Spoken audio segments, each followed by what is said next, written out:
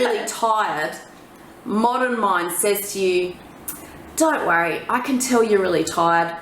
Don't you worry your pretty little head about this. I'll take over and look after it.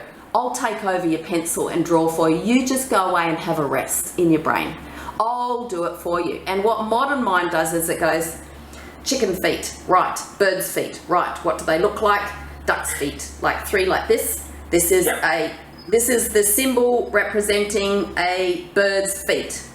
This has got to go like, I can't bend my fingers that far, but you know what I mean. Like this symbol here, without the thumb, I can't get my thumb out the way.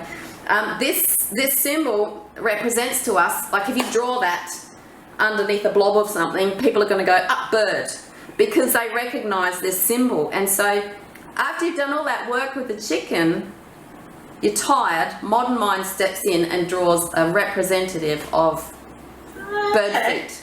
That makes So sense. what you have to, it's only just because you get tired, that's all.